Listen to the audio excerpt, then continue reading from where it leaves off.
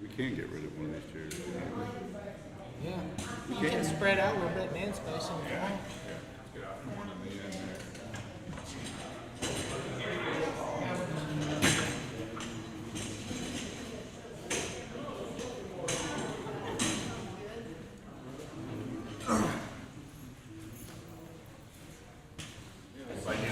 No, sir. I'll take a water, please. Long Island. Yeah. Okay.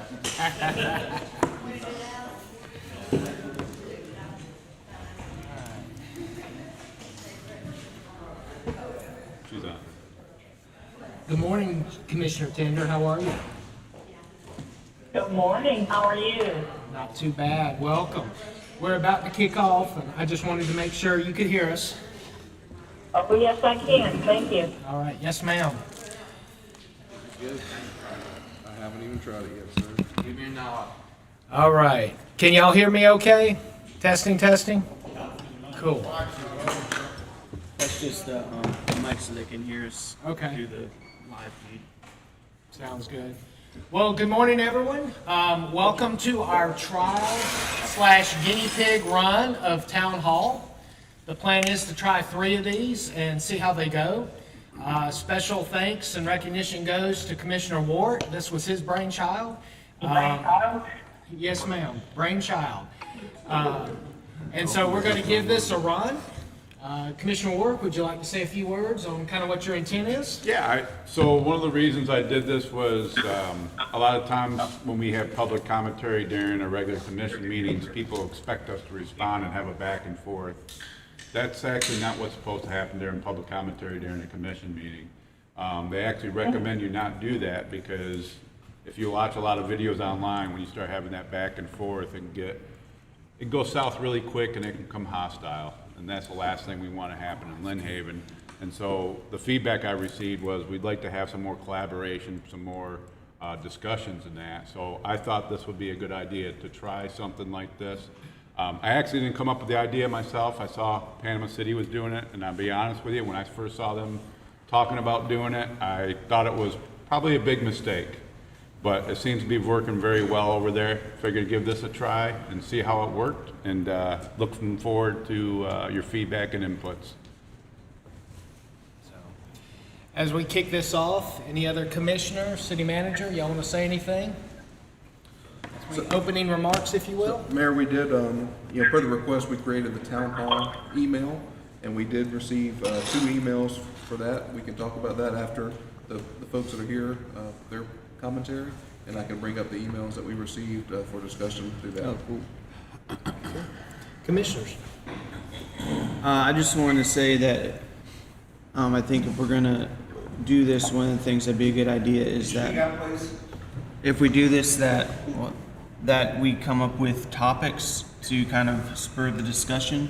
And so today, my topic is I want to hear everyone's feedback on ideas on how to raise funds for events for the city. So if that would be like a private partner sponsorship or a way that we can raise money to do things like Easter events and stuff without having to raise taxes. Because there's ways to do that. Other cities do it all over the nation. So if we can figure out ways to do that, that's how we can have more events led by the city without having to raise ad valorem taxes. Commissioner Perno. Next time we do this. I just want to hear from people that are here. This is an opportunity to have a two-way conversation, and just to note, we're going to do this for 3 months, but I don't know where we want to go. What we talked about was possibly eliminating public commentary in the meetings, and that didn't seem to go too well with everybody, and I'm agreeable to what the consensus of the population is, but in order for this to be a good trial, I would say, and Commissioner Ward, you could chime in if you've changed your mind or what, but I think one of the months, either our 3rd month or 2nd month of the trial, we should eliminate public commentary from a meeting so we get the right, and I don't want to think that it's going right back, but in order for this to be the perfect dry run, we've got to do it as it's intended, I think, for 1 month of the 3 months, and then see what our feedback is. I don't want people coming with the pitchforks that month because they're mad at us because we didn't do public commentary. We'll give it enough fair warning, but the whole model of this thing, from what I got from you, sir, and what Panama City does, is that they streamline their meetings, but they give the populace an opportunity to have two-way conversations with the city. So instead of just addressing the chair, that's what I got from it. And at first I was like, we got to keep. I want to keep public commentary. Don't get me wrong. It's something that I feel like if it's what the public wants, but. Just coming out of the box, I wanted to say that. That's all. And I'm open to any ideas people have and want to chat back and forth. So. And just to reiterate, in that scenario where public commentary during the dry run would not be in a typical commission meeting, people would still be able to talk on agenda items. It's only the public commentary section. All the time. That's the law. Right. LAW. Yep. So with that, we'll kick this off. We've never done this before, so we're flying blind a little bit. But the concept is we open the floor. Anyone that wants to come up and talk can. And it looks like we have our first guinea pig volunteer, Mr. Ryan Scray. Thank you. You can adjust that Testing. if you need to. Is this thing on? Okay. Good morning, Commission. So to cover a couple things, one thing that Pat said is, I think if you're going to do that test run, you just move public commentary on agenda items only earlier in the agenda so we can talk to you about the upcoming agenda items only. I happen to agree with Pat. If you really want to test this out, that's something you probably need to do. On Sam's topic, because he asked to talk about that, I want to bring something up. Public-private partnerships are a great way to raise funds. Right now, Lynn Haven has a shortage of funds. Like we're cut budget last year. We're trying to find more funds. There's a lot of opportunity for us to raise funds for events, and really events shouldn't cost the city anything. 4th of July, Winter Wonderland, Easter, whatever the events are, the concerts. The city shouldn't be paying any money. I mean, maybe you provide some city staff support, and so you pay that way. But really, the cost of the event and everything should be on the vendors that are doing the event.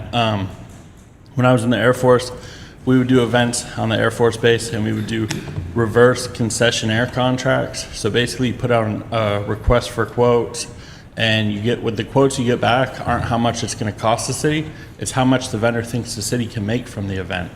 And it's a shared profit model. So maybe the vendor says, hey, I think this event, if we do it this way, can make, the city can get 20% of our profit, and our profit on this event is $1,000. So the city's gonna get $200, for this event. The city can put parameters in an RFQ like that. So you guys use different terminology. For me, RFQ is request for quote in the defense world. So when I say RFQ, Chris, that's what I'm talking about. But you could put parameters in there. For example, you could say, hey, the concerts, they have to be free for general admission to all members of the public. But if a vendor wanted to do like some VIP stuff or something, they could do all that. Same for like 4th of July. It has to be free to attend. It has to be family friendly. You can put qualifiers in there and see what you get back on bids. And I think you might actually be surprised if you try it, what you get back. You can try it for a year. If you don't like it, the city can go back to doing things themselves or not doing them at all. So I think that's one thing, Sam, to address your topic on what you guys could look at. Yeah, definitely. The thing I want to talk about is something I've been talking about for like 3 years now. I would like, and to be fair, I didn't get to watch all 8 hours of the video uploaded. I appreciate you guys recording yesterday and uploading it. I've not gotten through it. I'm through about half of the first segment. Great discussions happening, but what I want to talk about is guiding development in Lynn Haven, implementing some type of zoning overlays. What is it going to take for us to get there as a community, and not 10 years from now, but like start now and in the next couple of years, see where you guys are guiding development and not just approving every development coming through. Thank you. Thank you for that. I let you finish that topic, and we'll try to adhere to the 3-minute rule. Let you finish up. If you've got 5 seconds or more to finish your statement or your sentence, I'll allow you to finish the thought out of respect. We'll kind of free flow. We got enough time, I think, for that to happen this morning. To the last point, zoning, it's coming. We talked quite a bit about it yesterday in the public works section. I think there's violent agreement that we all need to do it. We need to plan our work, then work our plan. And the more, as we continue to grow, we're going to have to do so strategically. And realistically, we're limited by geography. So as we grow where it's possible to grow, we need to do so in a very smart, proactive manner instead of a reactive manner. We don't need 4 gas stations on every corner. We don't need 22 fried chicken joints in Lynn Haven. You know, we need more variety, and there's a lot that can be done with effective zoning. The good news is, and City Manager, would you like to speak to that, kind of what we're working on in terms of the zoning, what you briefed yesterday? Yeah, so we received a proposal, it's about $200,000 to look at our zoning, implement zoning maps, hold public workshops, and all of the implementation that it would take to progress back into zoning. The commission did request to set up a public workshop in the month of April, so I've reached out to our consultant, looking at some dates, and we will be scheduling a public workshop one evening to discuss the zoning and what all it would entail to accomplish that. So the plan is we all recognize the need to do that moving forward. I still am not clear why they did away with it 20-something years ago, but we definitely need to get that back. So any other commissioner want to speak to zoning? So this is where I'm at with it. I haven't made a decision yet on it, and the reason being is it's a lot of money. It's a little over $200,000 from what we were briefed yesterday is what we project it would cost for us to go to zoning. But I'm really looking forward to the workshop to make sure I have all the information I have in order to make an informed decision. One of the things that I've been pushing probably for about 3 years now is updating the Unified Land Development Code and the comprehensive plan. That is something that is desperately needed in this city, and we need to do it. And why it's taken this long, I don't know, but it's something I've been pushing, and I'm going to continue to push for it. And that's kind of, and I just say that so you know where I'm at with it. So, Thank you, sir. you're welcome. Commissioners, y'all want to pipe in on zoning at all? Are you good? Sure.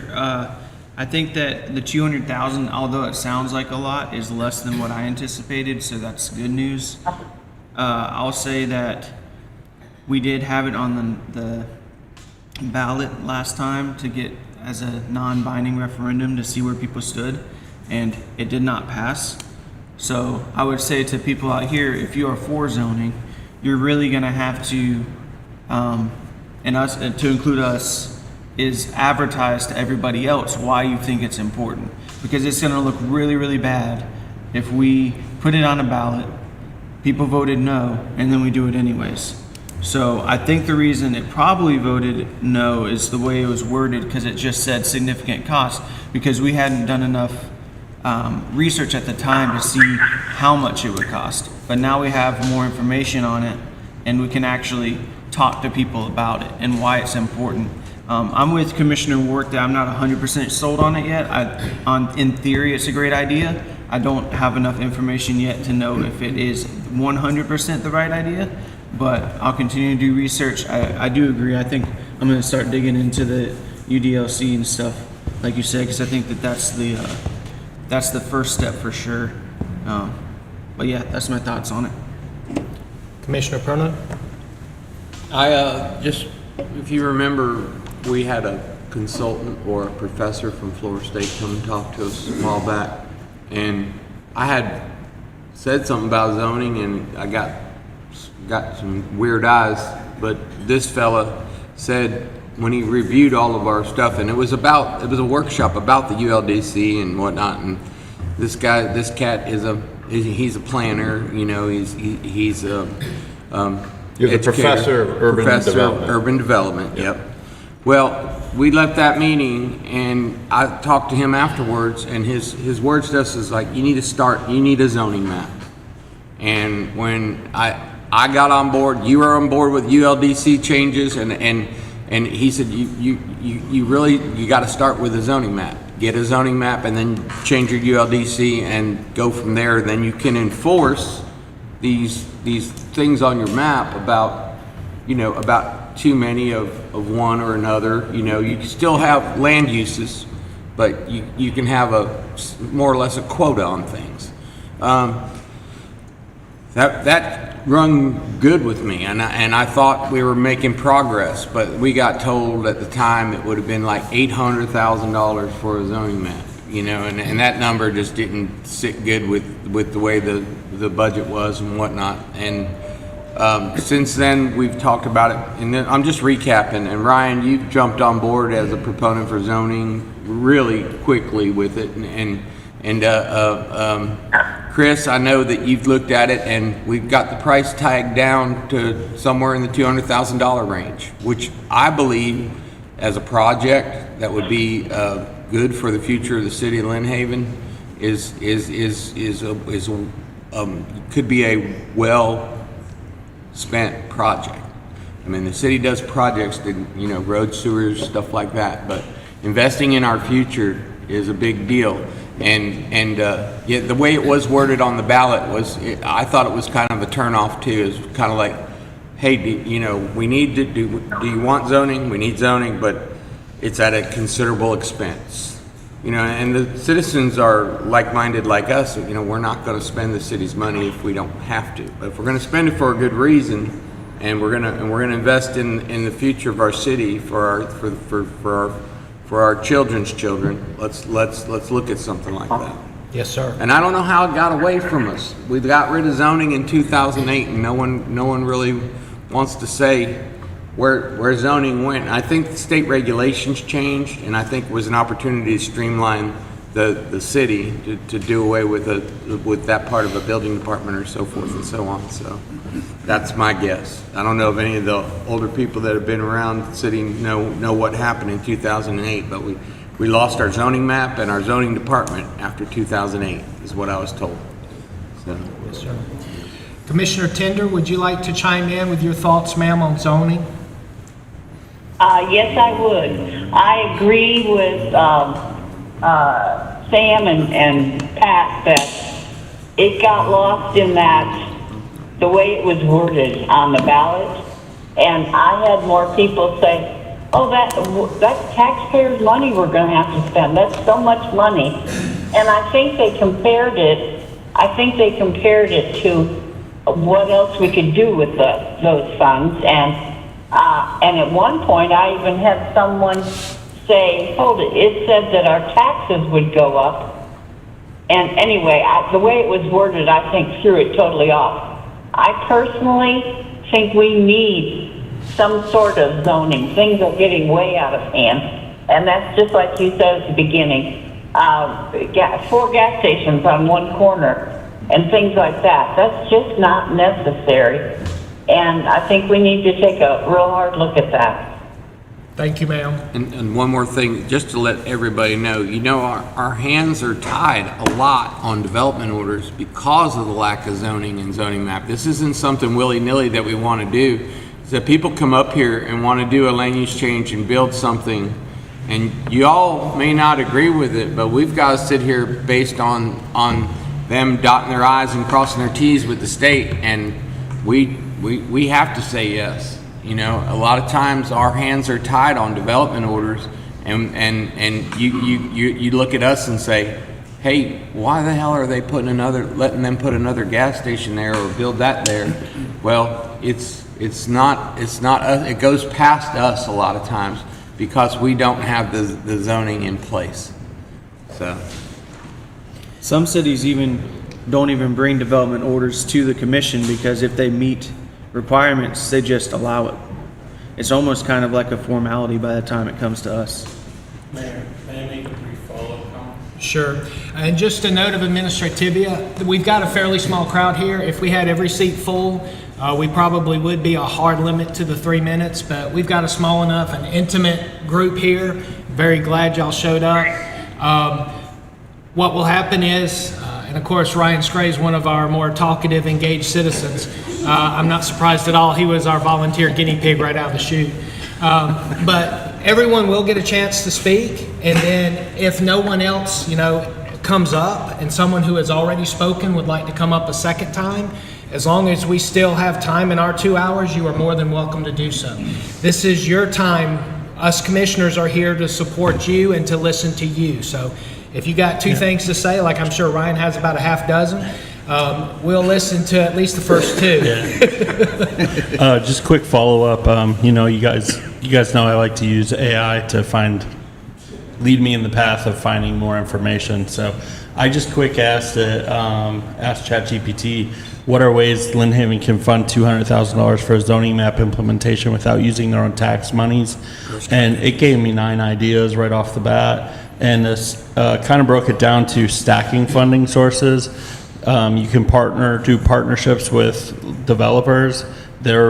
Developers in other cities have been willing to implement zoning. It makes their lives easier to develop in a community, so they can pitch in money, small planning surcharges, and there are grants out there that can help as well. So I'm just going to copy and paste what it spit out and email it to y'all. Thank you. Thank you for Brian, that's a great idea, buddy, because we've got developers that tell us all the time that they don't want to build in Lynn Haven. It costs too much to build in Lynn Haven. If we made it more cost efficient for them to build in Lynn Haven, they'd get on board and help us. And I know there's a lot of good people out there that want to help us that are in that building business.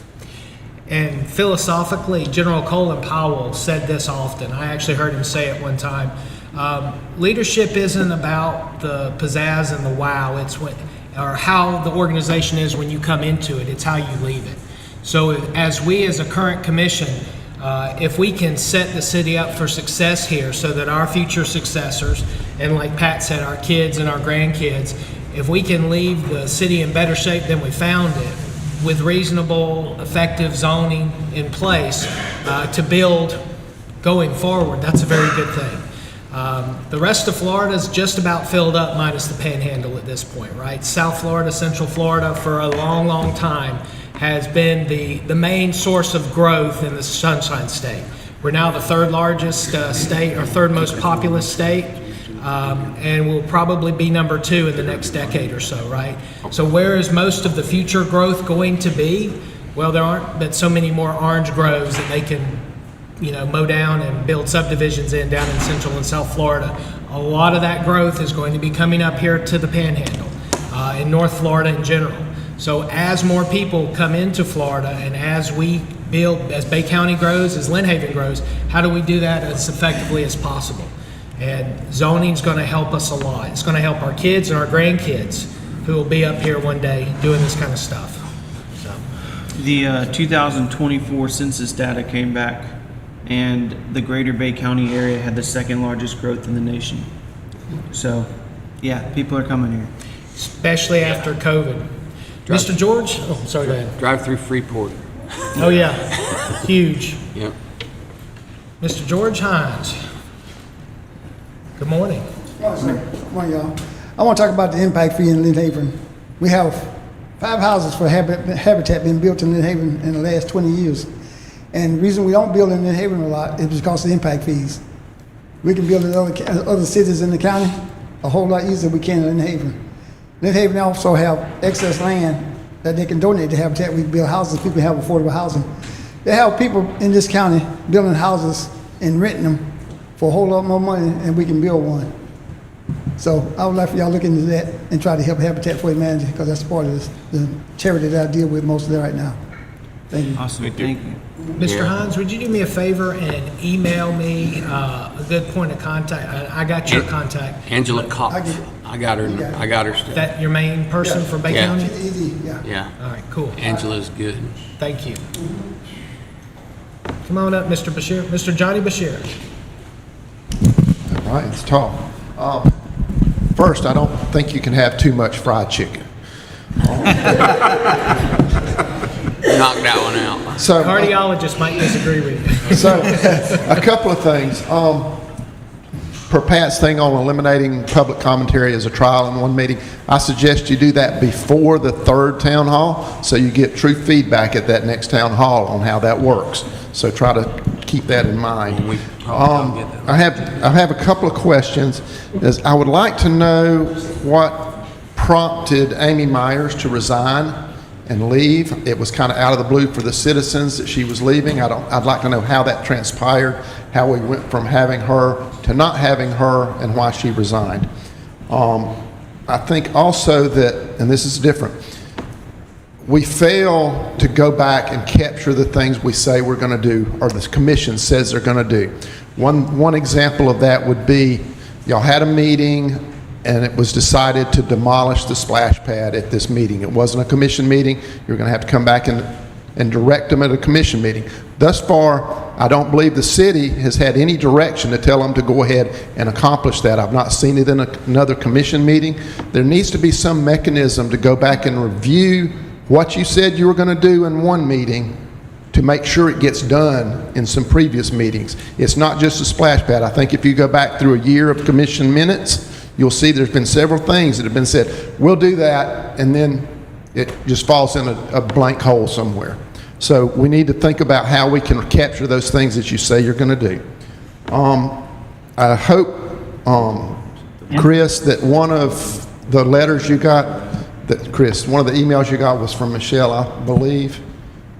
No, sir, not to the town hall one, Okay, well, all right, well. or as of yesterday morning. Okay. I thought she was sending you one. Anyway, for the donations thing, she's been trying to get an event set up to use the sports complex for quite a while, and she's trying to get donations. There's not a donation policy in the city, she can't move forward. It can't move forward until that policy's in place. Now, she's been told that the city attorney's working on that, but I don't know, you've changed city attorneys. That's one of the things that she wants to know. How can we move this I Can Bike forward? She's been working on it. She's worked with several people in the city to get it accomplished, and it's taking forever. They're going to lose the possibility of doing it because the organization that does it's going to be full and not have any slots left if we don't get it accomplished. So that's one obstacle you have to donations and getting partnerships with people. You don't have a donation policy that allows it. That's what we've been told. So that's donations. The last thing is I would like to know on the 200,000 plus that was lost to a phishing scam, what the status of that is. If we know for sure we're going to get that 200,000 back, or 220 back that we've not gotten back or not, I would like to know that. That one's the easiest to answer, so I'll jump on that and we can circle back, because you gave us a lot to chew on right there. You can stand or you can sit, it doesn't matter. You're right there on the front row, so we can see you. Kiki briefed, I think it was the last city commission You meeting. want me to take it, Mayor? Yeah, go ahead. So, yes, sir. So we have submitted, we've received, the bank swept the account where the money was sent to. We received the $2,700 that was left in the account, and we've submitted our insurance claim to our insurance company. We're working through that claims process. Subpoenas have been issued to the bank where the money was sent, and they're by Department of Homeland Security. They are working on that as well, but it's more than likely that the bank's insurance will cover the remaining funds. If not, then our insurance will. But yes, sir, we will be receiving that money back. Kiki had said that it wasn't a matter of if we were going to get the funds back, it was when, and that's the only thing she couldn't speak to, because the Homeland Security investigation is still open. Yes, sir. So I spoke to them a week before last. Like I said, they've issued the subpoenas. They're supposed to come back and do more interviews, but it is an ongoing issue. Okay, you want to talk about the administrative follow-up? Yes, sir, that and the sponsorship. So we do have scheduled to have a sponsorship policy on the agenda for Tuesday. Ms. Myers is working on that. She was out of the office last week, but is trying to get everything completed. We do have it on the agenda, and hopefully we'll be able to present that to the commission for approval. And then the follow-up items, such as the splash pad, I think last time we talked about it was the December 9th meeting, and then we talked about it yesterday during our strategic workshop. Ty had a bunch of different options for Kinsall and looking at budgeting those projects in fiscal year 27. And so once we build out the budget, we receive priorities back from the commission. After yesterday's presentation, we'll get a game plan and then make it official in our budget to do. Is it going to be, or can you go ahead and demolish the existing one? So we can, it just hasn't made sense yet to spend the money to demolish it, and then sod it, and then tear it back up for whatever's gonna go there. So we were trying to do it all together at one time to make sure we not overpaying for demo and then sod it and then rip the sod back out and pour slab, or for, you know, a pavilion or bocce ball or volleyball or whatever's decided to go there. Is it costing money on insurance right now? It's very minimal cost. Let's see what else. Amy Myers.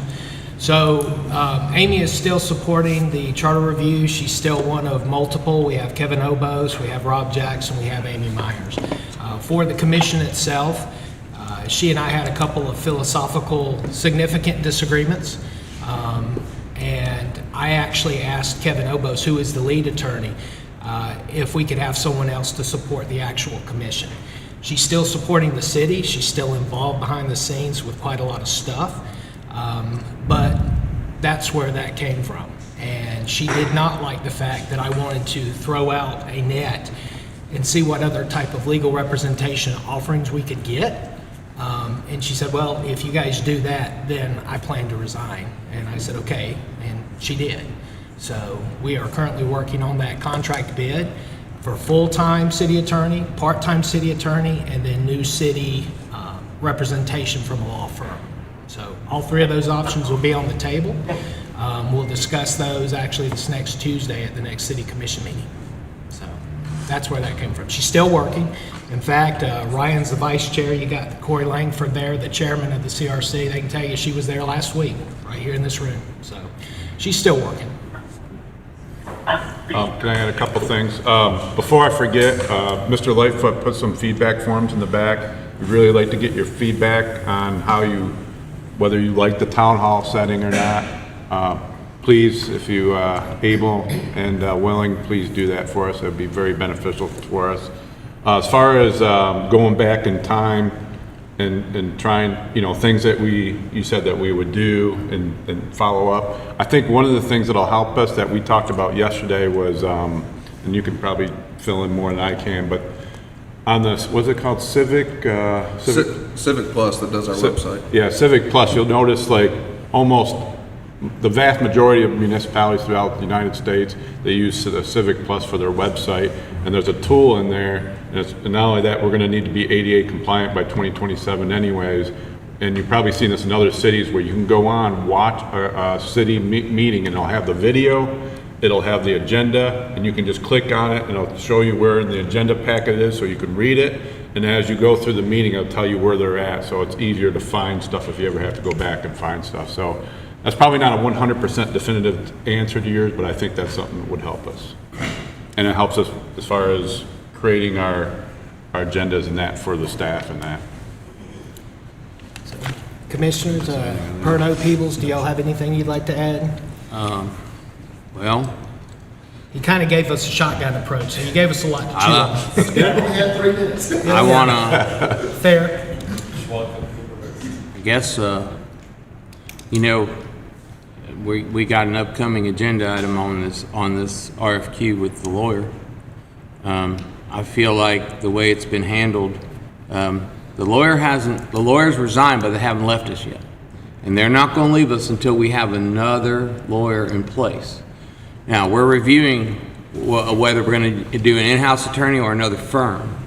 And because they've resigned within the terms of their contract, we have to look at the expense involved. It's gonna cost the city a lot more to contract with a new attorney's office, or even we're looking at an individual attorney, you know, an in-house attorney. It's still gonna cost a lot more because the in-house attorney is gonna require things that you know, that a firm already has.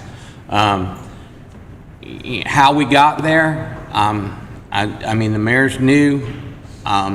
Technically, you know, and I've just from being versed in the ethics from the time I've been with this, we're not supposed to direct staff.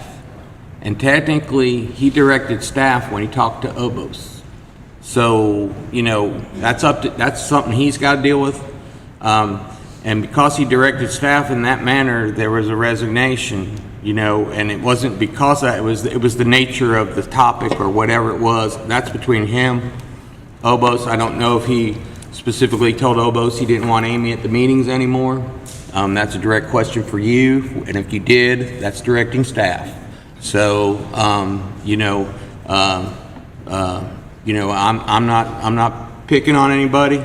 Everybody's in a learning curve with the new mayor, but I'm hoping that we do what's best for the city in the dollars spent, because it's upwards of $200,000 a year for a law firm right now.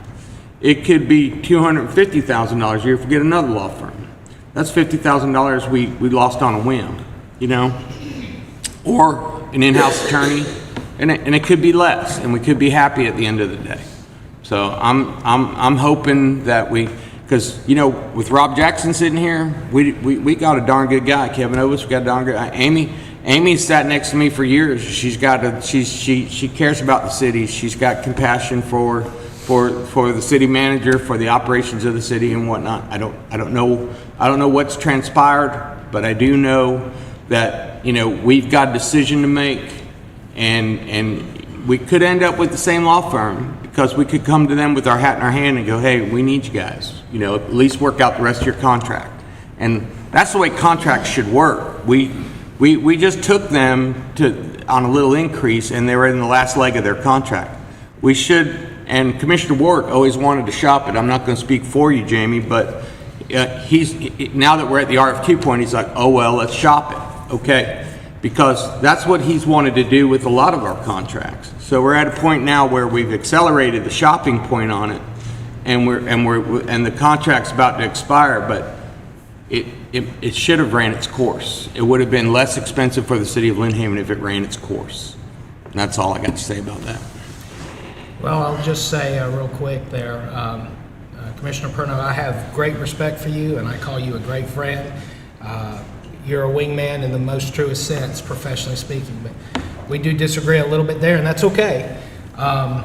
So the mayor is only 1/5 of the commission, no more, no less, 20%.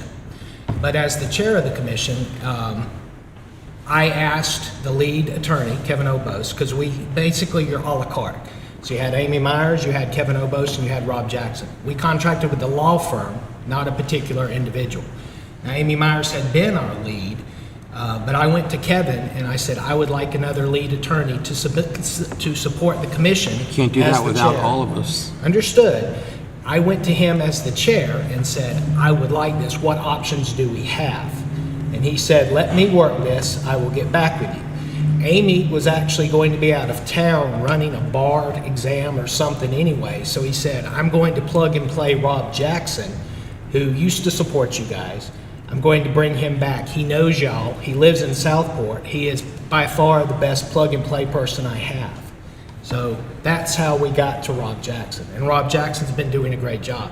Amy's still with us. She's still supporting other committees. But Rob Jackson has continued on the commission with us. And I'm very happy with his work.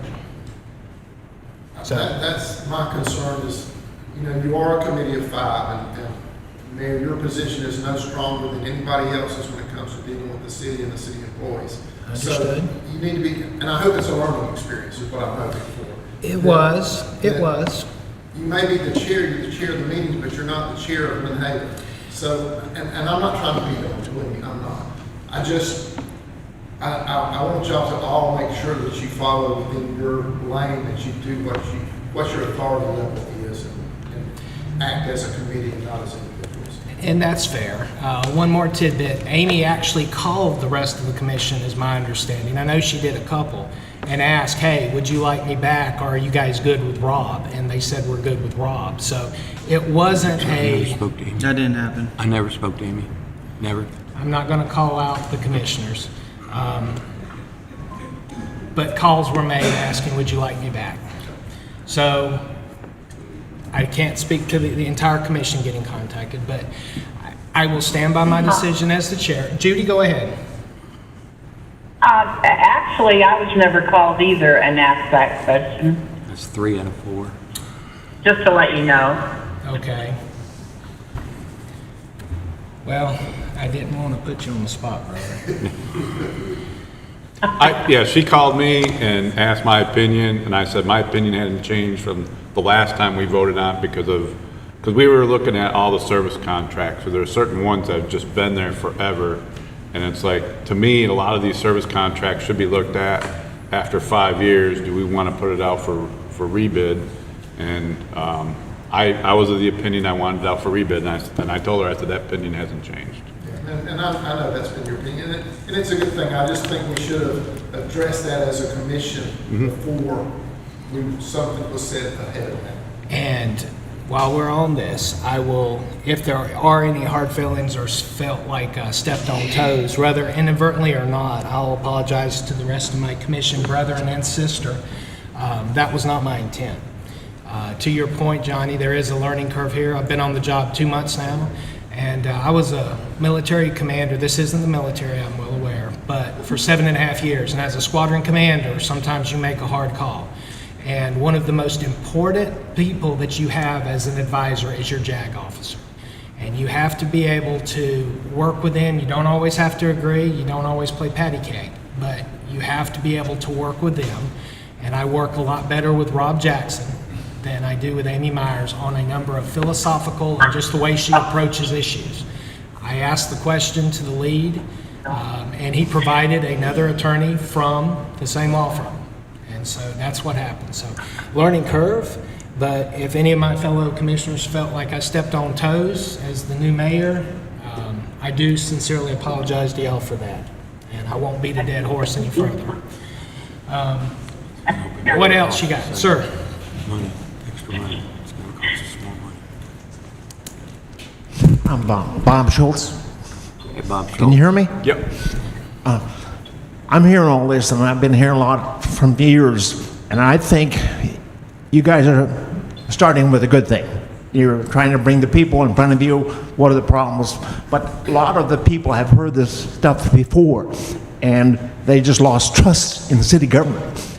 And I think you're trying. It's a good start. But I've heard the same thing, story after story, we're going to do this, and we don't. I am a library advocate. I met my wife in the library. I go to the library about 10 hours a week. I love libraries. One of the things the previous city manager and other officials said that we're going to do, we're going to get the library as soon as the city hall is completed. It will be the next. It will be the next one done. Even had plans drew up. You all got money from FEMA and insurance. But the last election, there was a measure on the ballot saying that, kind of misworded. Well, no, not really. It was worded right, but you didn't put everything in. You didn't mention that the city got FEMA money and insurance to replace the library. It was like, it will cost this much. The ballot was defeated by 80%. What do you expect? Like I said, you have to regain the trust of the city officials. There's an old street that probably was built in Lynn Haven in 1913 when they first was incorporated, and it runs on Pennsylvania Avenue north to south from 5th Street to 3rd Street, go down to the bridge, Bailey Park, and Port Park, excuse me, and that was supposed to be redone. We're building sidewalks to nowhere. When I say that, because it just seems like because we're zoned the special, we get special money from the county to do this, we have to do something. So we build sidewalks to nowhere. But that old sidewalk that I brought up many times, oh, we're going to take care of it. It doesn't. The bridge, Porter Park down there, we got $1.3 million from FEMA. You can't tell me you spend $1.3 million to the park down there. No. But I was told that certain FEMA money can be used for other expenses. Then I'm heard that the city is in debt from 20 million to 40 million. And then I'm told, no. It's just like we don't know who to believe anymore.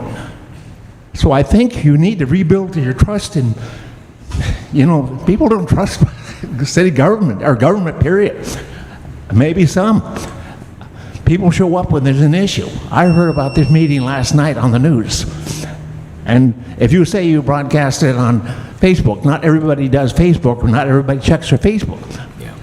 So I think you need to listen to the people no more anymore, and not just pat them on the head and let them go their way.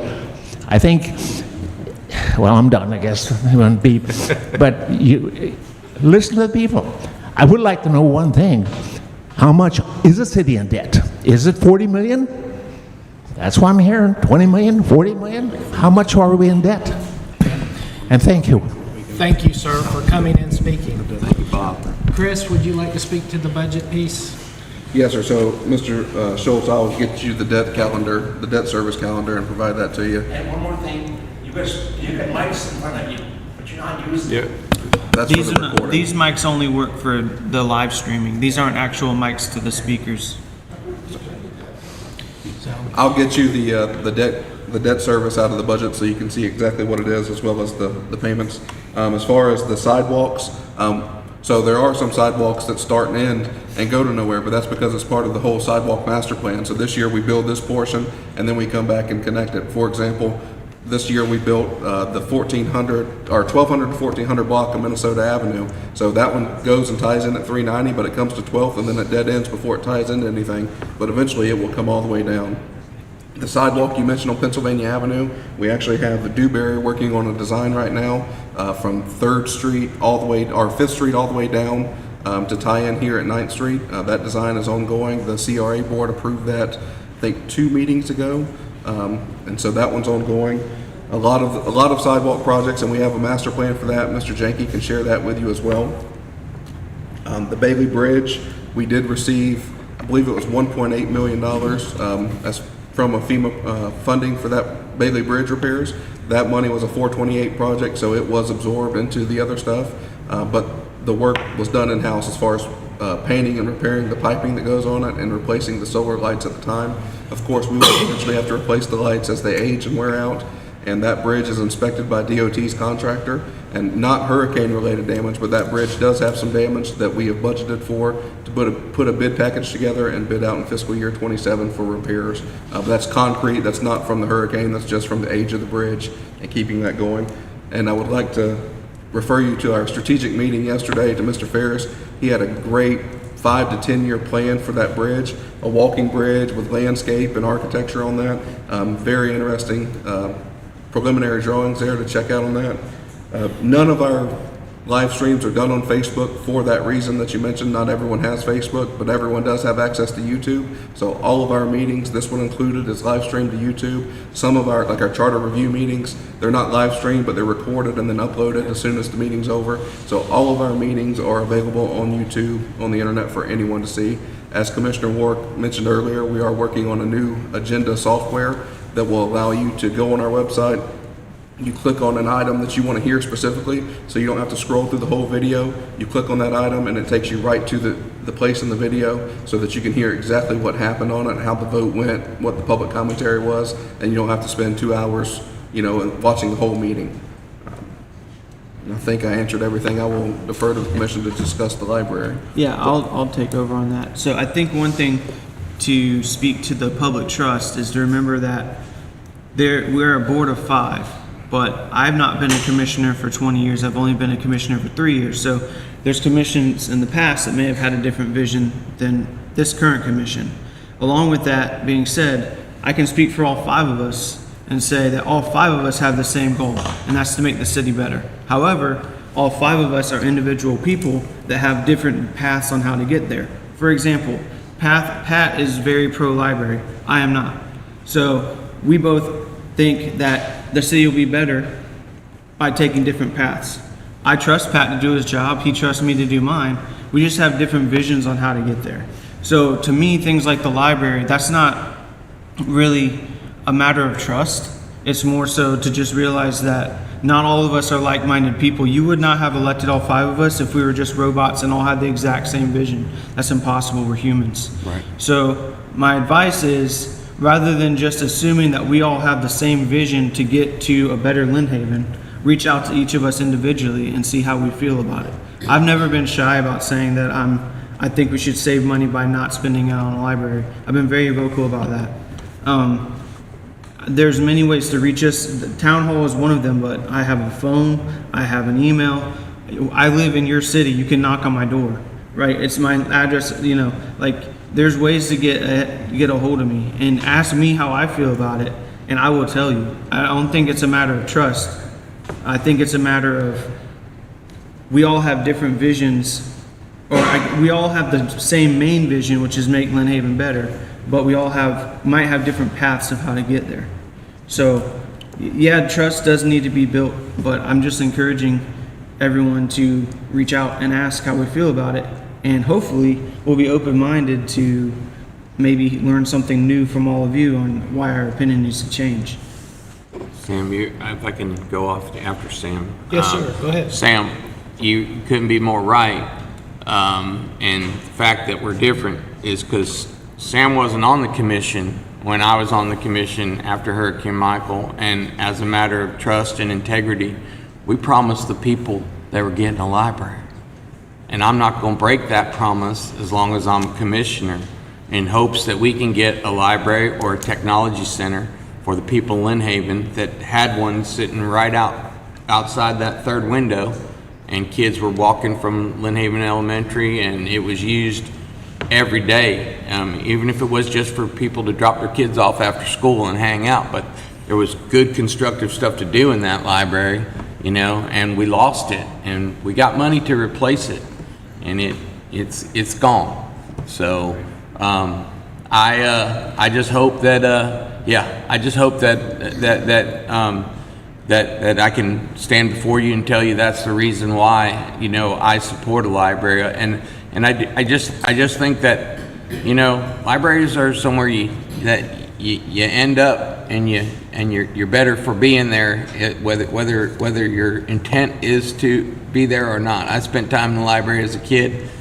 I went there to goof off, but I ended up meeting people that are lifelong friends and grabbing a book by, you know, I would have never read Old Man and the Sea if I wasn't goofing around in the library, you know what I mean? So it's one of those things that you know, and I'm from a different time than Sam. Obviously there's an age difference. No.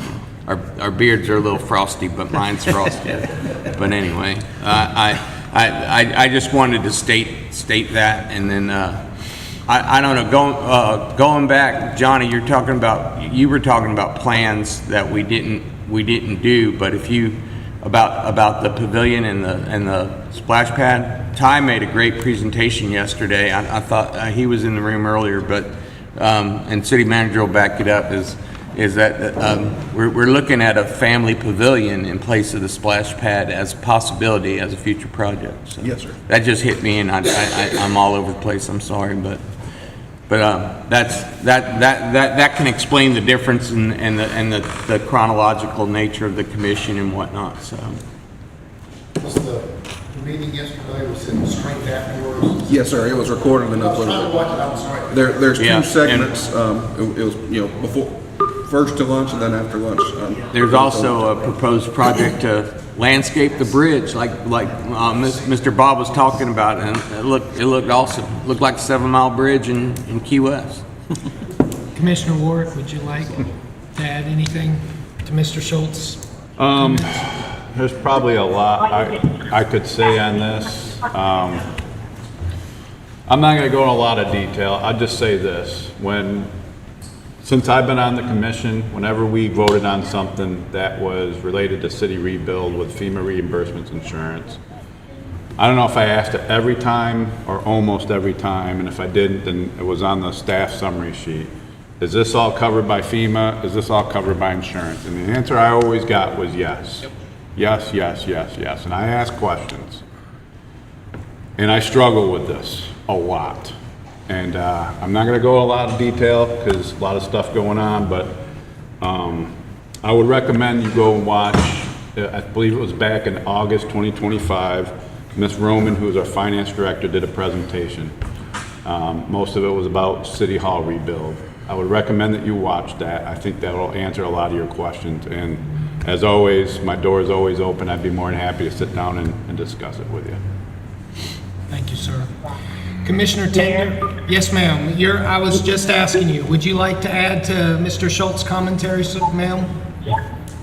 Well, Mr. Schultz and I have had a number of conversations about that subject matter, the library and such, way back in time. People were very disappointed when the library was demolished. And I think it's just one of those growing things. And then we have a temporary library, which works good for those who like to get books. So it is like what Sam said, we all have a different opinion, but we need, and it has to be divided to finances, what's best to make the city grow, and what's best to make the city invite new folks, you know, to come to live in Lynn Haven. But Mayor, I wanted to say, I am having a hard time hearing anybody at the podium, so if you don't mind, I am going to hop off this call and I will watch it on YouTube. Harold said they are live streaming it. Okay. Thank you, ma'am. Thank you. Thank you. Travel safe, Commissioner. Mayor, I wanted to ask this. Yes, ma'am. Approximately how many people are there? About 20. Little over 20. Actually, Okay. 21. Jennifer Hodges just counted 21 plus a handful of staff. Okay. And 20 All right. online. Well, thank you. Yes, ma'am. Thank you so much. And I'll be calling in on Tuesday night for the meeting. Thank you, ma'am. Travel safe. I'll just add one thing, Mr. Schultz. You hit on something that when I walked in the door as the brand new mayor, one of the very first conversations I had with the then interim city manager was, we as a city have a public affairs problem. We have very good people on staff. We have very good commissioners. We didn't have a great public affairs program. Part of it, you know, we've been through a big organizational change. Some key city leaders have changed. And the new folks that we have in the mayor's seat, the city manager's seat, the chief of police seat are different individuals. We're going to approach things differently. We come with different backgrounds and experiences. We have different leadership styles. So there's going to be some noticeable changes, even though only one commission seat switched out. You had some other key city leader positions changed out. So things are going to be a little different philosophically and just operationally. But we have tremendously amazing people. I absolutely love the city staff. We have some incredible folks, born and bred Lynn Havians, and then we have, you know, transplants, right? Folks that move from other places, including my favorite New Yorker here. Upstate New York. Okay, excuse me. Upstate New York. Yeah. Fair. But we don't always do the best job of letting the community know about the good things that happen day in, day out. Chief Blanchard, he's been with us a couple weeks now. He replaced me as the newest guy, so I appreciate that, Chief, very much. He does an excellent job every day of highlighting his amazing staff. He's got 35 police officers, plus some dispatch and folks like that. Let's just round and say about 40 people. He recognizes them. He goes out of his way to recognize him. We could do that as a city a lot better. And that's one area, that's one key area where, and Ty does a great job with Facebook. That man's a master with that stuff. But just in general, telling the stories, and not, to your point, not everybody's on Facebook. We need to do a better job of articulating the good stuff we do day in, day out. Rebuilding trust is not just words, it's deeds. And there has to be consistency, there has to be accountability, and there has to be transparency. And when somebody steps on toes, my bad, learning experience, I apologize, right? If it's a non, you know, if it wasn't an intentional slight or bad, or, you know, mistakes happen. but you come back and you own it and you say, this is how we're going to fix it and this is how we're not going to do that again, no matter what it is, right? And then you be transparent and you walk the walk, you talk the talk, and you show your citizens and your neighbors that you give a damn about them and that you want to be here for the right reasons, and then do your inherent goodness. Say what you're going to say, then do it. And that's where we're at as a city. We're kind of transitioning a little bit. And I hope you like what you see, and I hope you continue to like what you see. Because transparency, especially in the Sunshine State, is an inherently good thing. Sometimes it can complicate things quite a bit, and I'll give you one case in point. So when Mayor Nelson resigned, Commissioner Peebles, as the mayor pro tem, was the deputy mayor, right? He stepped up and did an amazing job for a couple of weeks acting as the acting mayor. His term, his 1 year, because each commissioner, it's a 4-year term, so during that 4-year term, each of the 4 commissioners will be the deputy mayor or pro tem for one of those years. Commissioner Perno is about to step up and take that over in April, I believe. Is it April or May? May? Okay, so in May. So Pat's going to be my new deputy mayor. If I get hit by a bus or struck by lightning, he's the mayor, right? Because of Sunshine Law, Pat and I, and Sam and I right now, can't even effectively work together because of Sunshine Law. Everything has to go through the city manager effectively. Now, we can talk about this town hall after it happens. Sunshine only applies to what's in the future, not in the past.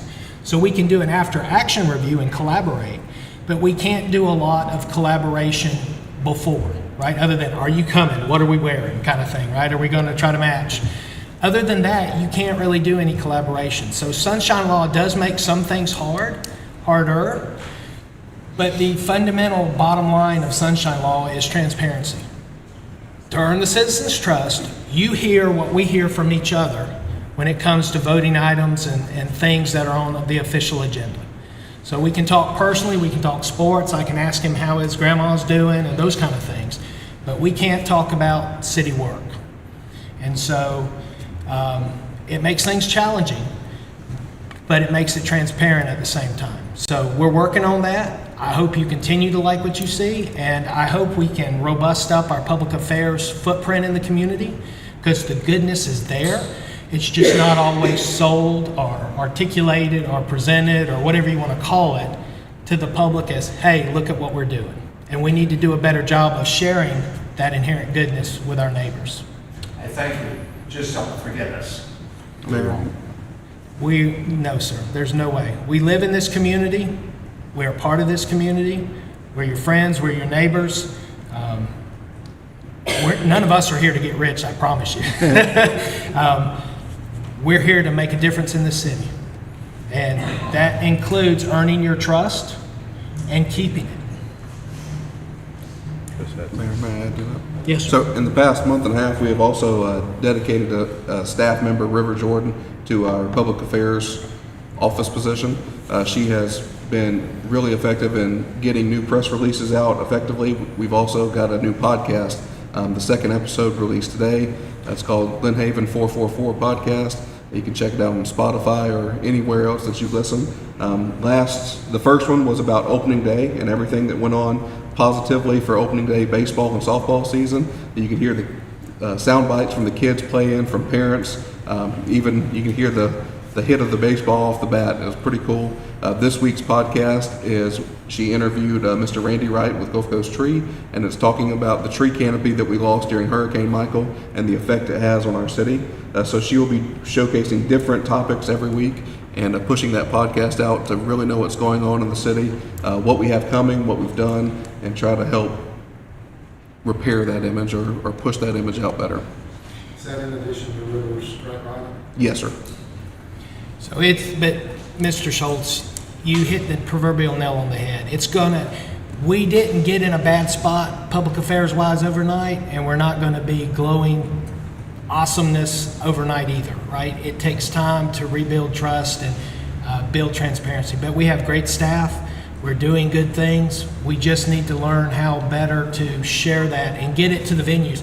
If we're putting all this stuff on Facebook and you don't watch Facebook, how in the world would you expect to know about this, right? So we've got to look at different venues also to push this out, especially for folks that aren't necessarily Facebook friendly or have a big online presence. How do we get that out? How do we make sure you see this? So thank you for your inputs very much. Okay, I saw you first, sir, second row, come on up, and then Miss Warwick, you're after that. Full amount. Chris, I sent my email yesterday afternoon. Did you get it? No, sir, I was tied up in the strategic workshop. I haven't caught Good up thing I on brought email. paper. Phil Mount, 110C Alabama Avenue. I vote for Chick-fil-A, if I have a vote. Moved here in 1998. Was the environmental manager under John Lynch's reign for 2 years. He and I did not get along well, even though he's my neighbor and I loved him. Love you, John. Sorry about that. Went and worked for DEP as a stormwater engineer at the Panama City branch office. Left that and then decided to go out on my own. Went under contract with the city of Lynn Haven, worked for Bobby Baker and our illustrious manager, Chris. Good times. I'm here because of the recent events of the strandings of our precious dolphins over in the St. Joe Bay area. Stormwater background and trying to do things right. And the bottom line is, in new construction where you have developments, they do stormwater treatment right. They have to. It's part of their job. And the old section of Lynn Haven is not being done correctly for new buildings within city limits. And I reached the frustration point. I terminated my contract with the city so I could file a formal complaint with DEP on a subject that affected Maxwell Bayou, that's where I live. And it's still not being addressed. Back in 2022, the city received a grant. And the status report of that grant back in October was that finalized legislative work plan for the stormwater portion of the legislative funding with 56 outfalls identified as needing dredging. An outfall, let me bring you up to speed. An outfall is where stormwater exits municipal or state property and goes into state or federal waters. Not a concern in new construction. They're doing it. Old Town Park, big problem. We used to have female dolphins. Oh, by the way, female bottlenose dolphin raise their little ones in our bay. They come up here and raise the little ones. They used to come into the bayou with the little ones and teach them how to fish. I'm getting close. It's not happening. I am very concerned that we did not do the dredging that this grant said we could do. Lots of reasons. Chris knows. Politics, people in the past. Okay, I'm over that. This is a new venture, I hope, moving forward, that we can indeed be responsible for the environment that we're charged to take care of. You know, this gray hair thing, crying comes with it. Thank you for your time. Thank you for being here. Thank you. I appreciate what you're doing. And I would have said hello to Judy, but hi, Judy. Well, thank you for that, sir. Chris, do you want to speak to the dredging and? Yes, sir. So we received a legislative appropriation, I believe in 2022 or 2023, to look at 56 of our outfalls. There were numerous projects of those outfalls. Some involved dredging, some involved replacing the piping, some involved tearing out the grass and putting concrete canvas so that it wouldn't back up and flood. We were able to do 6 of those outfalls as part of that appropriation.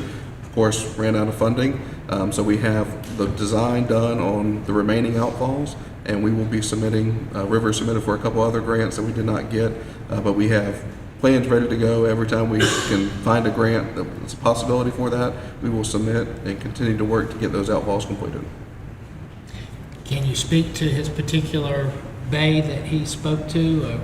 What is needed for that one as far as the dredging goes? It's Maxwell Bayou. So typically the residents have all put in money to dredge Maxwell Bayou. So we did not spend any funding from that appropriation to dredge Maxwell Bayou. The residents paid for their own dredging to keep that bayou open. So that belongs to them. Well, it's state waters, but they dredged it so they could have access in and out for their boats.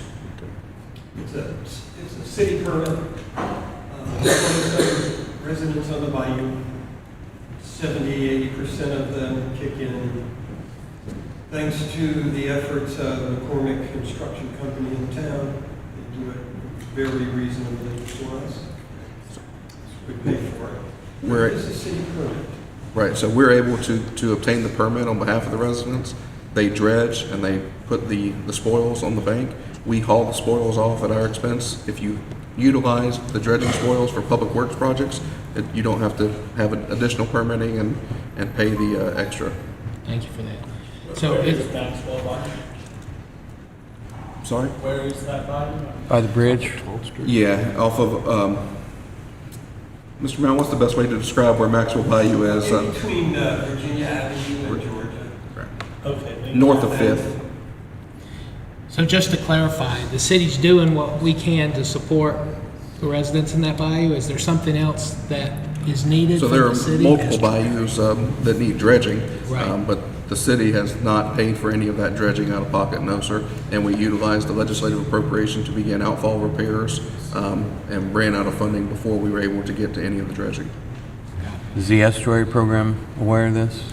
I mean, can they look at it for taking? Yes, the estuary program has had discussion with that. Okay. I would like to underscore, if I may, interrupting you. Again, new construction is not an issue. It's all part of the city.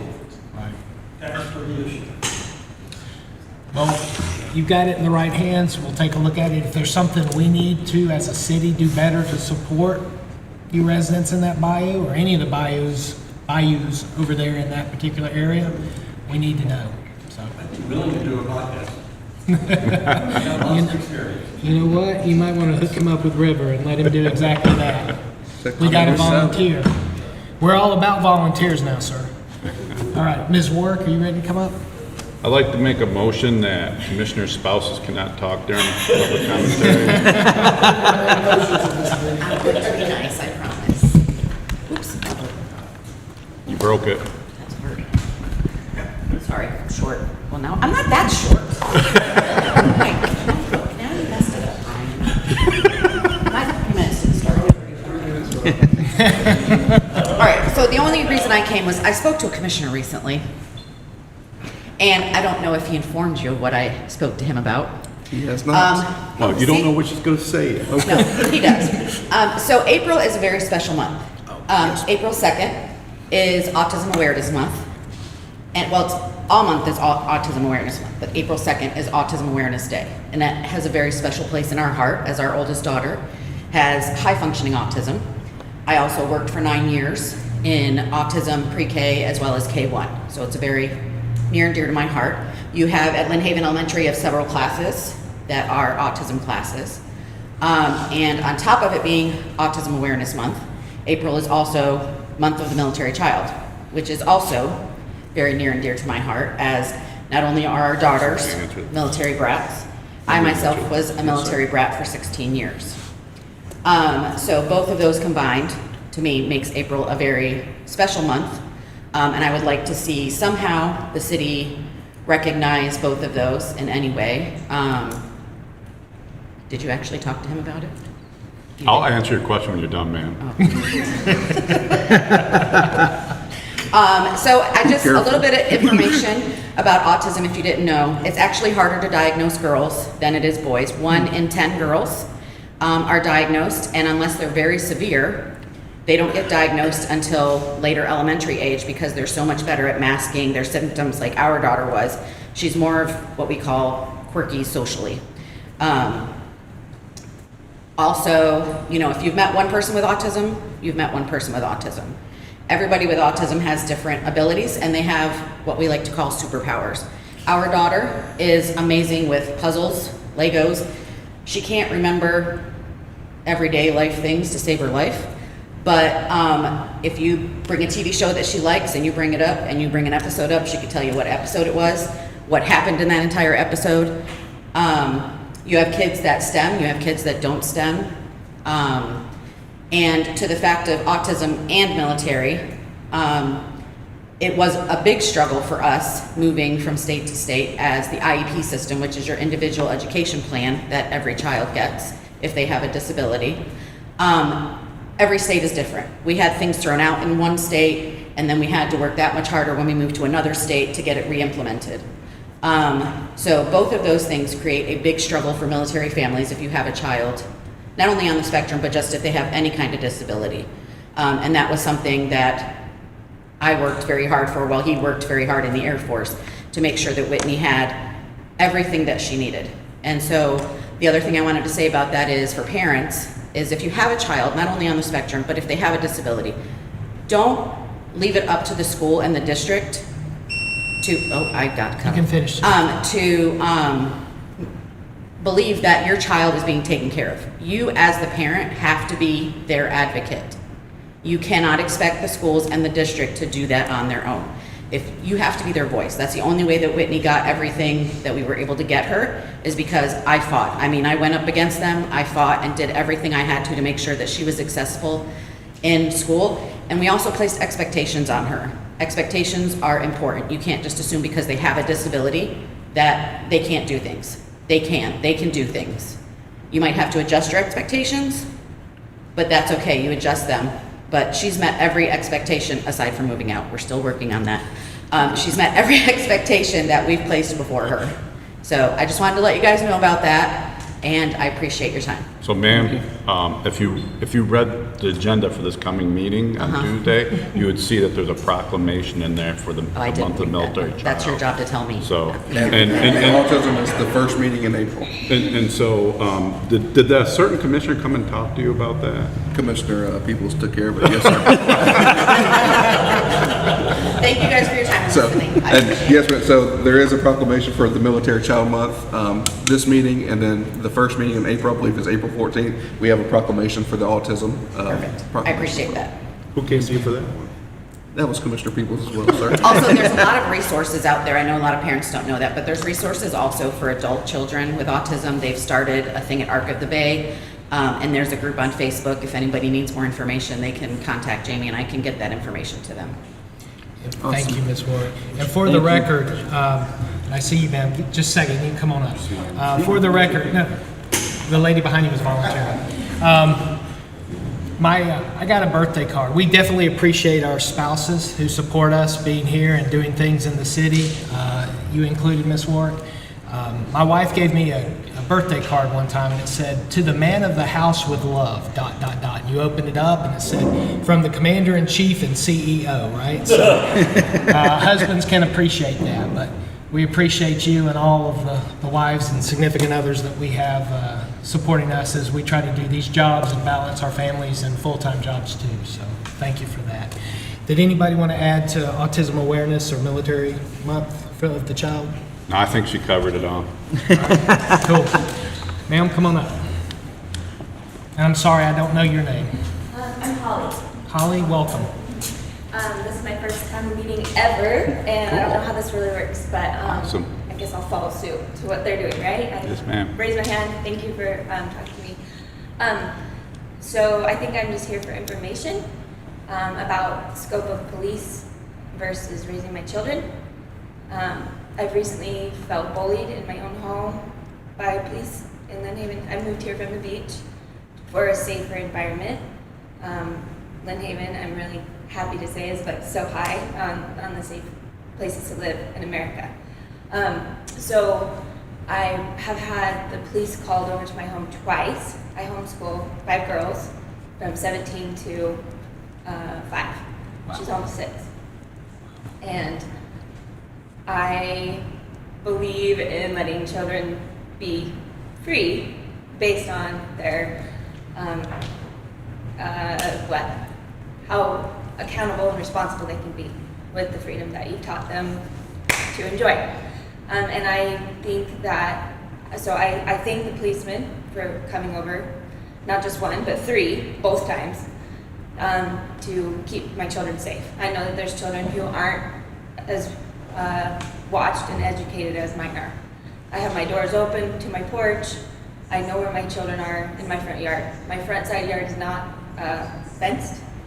My kids also play on the bayou extension right there on Minnesota. So it's kind of an extension of our front yard.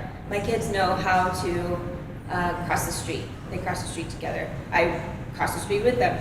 I know that they're responsible. So I appreciate the good neighbors calling. I'm just wondering where the rules are on neighbors calling and about an unattended child. In this case, my child is 8. The policeman told me that most 8-year-olds will run in the street. He said, "Do you agree with me?" And I said, "Not with most."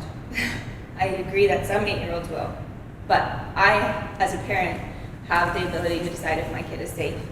I agree that I don't want my child hit by a car. It's a busy road. I feel like if the busy road is the concern, which was very hammered into me, then maybe the police resources should be working on the speeding on Minnesota. He says the golf course, people come, lots of people circumvent 77 by going down Minnesota, because there's no stop signs. So maybe our resources could be policing that road to get people to slow down, maybe a speed bump, maybe a stop sign, I don't know. But it kind of feels like my kid's childhood is being, and me feeling like I'm being a bad parent. And I don't like that. I talked with other parents about it, and they all said, you should kick those police off your property. I don't know where the lines are. He asked me for my ID. I kind of was like, yeah, I have an ID. And then it was awkward. I said, oh, you need me to go get it. I went and got it. I showed it to him. He decided to write up a report. And he said, DCFS will may or may not be coming to you. And it's just hard because I feel like I'm a very good parent. I appreciate him checking on me if I was inebriated or something like that. Those children need to be safe, but I don't know where the scope of practice. As he was leaving, I asked him, can my children be unattended in my front yard on the side, not across the street, because I don't have a fence there? And he said, can they run out in the street? And the whole time he was very, what's the word? Intimidating and bullying me that I was being a bad parent. And I thought it was very inappropriate. Thank you. Go ahead. Ms. Holly, is that correct? So Chief Blanchard here in the back, if you would, when you get done, if you would go speak to Chief Blanchard, he can answer any of your questions much better than any of us sitting up here, as well as go back specifically to the day that you're referring to here. Okay. And he can look into those details and provide you a much better answer.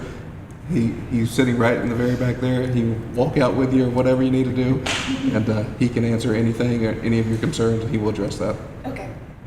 So that's better. I didn't know who to talk to. Yeah, It's okay. He's the guy. It's Yeah. great for coming in. Thank you. Thank you. And that's the reason he's here today. But Okay. anything you need. As just- far as the streets being safer, that's his issue So too? he will address that, then Public Works and all, if we need to put our traffic counters out there and get some data to go, and then we'll make a recommendation if there's, more stop signs needed or speed bumps or something like that, we can get that information, but address all of those concerns with him, and then he can bring them back and we can go from there. Okay, thank you. Yes, I ma'am. thank you Thank for you. coming and speaking to the commission, ma'am. We're really glad to have you and your daughters here. Homeschooling 5 daughters from 17 to 5 sounds like a ginormous task. I have 2 daughters. I always jokingly say I have a wife and 2 daughters. I have 3 women I can't hardly keep happy. So here you are juggling 5. That sounds tough to me. You'll have to meet my husband. Thank you. All right, thank you.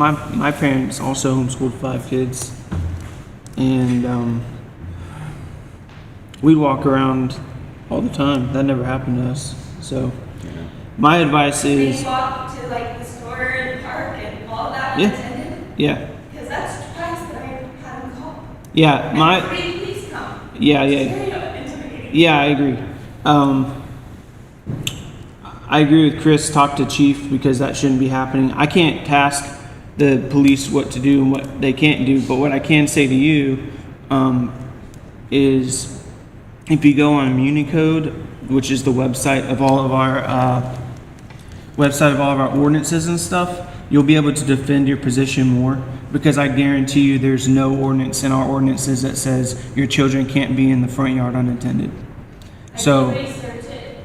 There's no law right. in Florida about So, how they can be unattended. Right. So if that doesn't exist, you'll win your case every time. One other thing I'll say, ma'am, Ms. Holly, is Chief Blanchard's been with us 2 weeks. He is a straight shooting, very... 2 months. Almost 2 months, February 9th. Chief Blanchard, 2 months? February 9th. The swearing in was a few weeks ago. My apologies. I'm sorry, y'all. I've been here 2 months and it's a blur. My apologies, Chief. He's still the one guy here younger than me, so I thank him for taking the rookie title away from me. He's a damn good man. He's a straight shooter, and if anybody can give you a straight answer, it's him. He has a very, very low tolerance for BS. He's always a show me in writing, and he is a by-the-book, squeaky clean cop. So you go talk to him, you spend 10 minutes with that guy, I think you will have he can hear from you, you can hear from him, and between the two of y'all, I think you'll walk away with a proverbial rock out of your backpack, sincerely. And thank you for doing that. All right, anybody else? Mr. Langford, come on up, or come on down.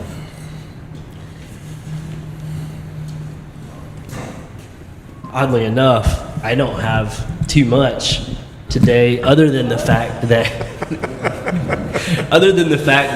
what just happened right just before me is exactly the reason that this is important. So thank you, Commissioner Warwick, for bringing this up. I know this is a hard topic to quote unquote remove public commentary from a meeting and shift to a town hall, but I don't think the camera is catching everybody out here, but I come to almost every commission meeting, and there's people in this room that I've never seen before, and that's a good thing.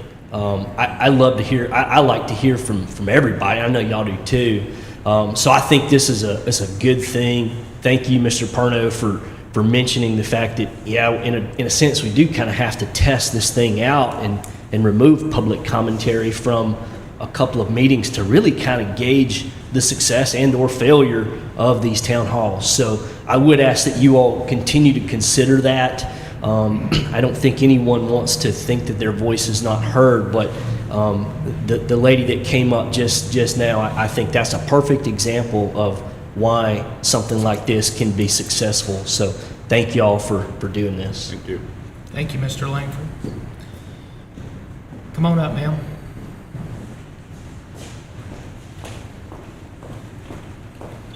And I'd like to piggyback on what he said. I appreciate this opportunity. I think this is a much more appropriate environment for feedback from the citizens.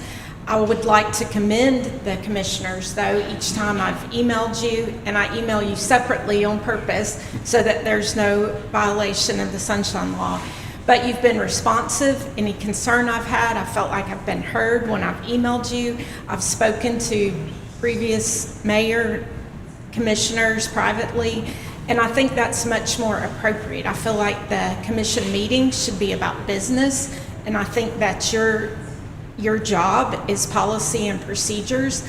I think some of the meetings are inappropriate to target individuals. I don't think that's appropriate, and I think public feedback has become that, and that's not where that should happen. If I had a problem with an employee of the city, I would go to that person's boss, or I would go to you individually and say, this is a problem with this situation.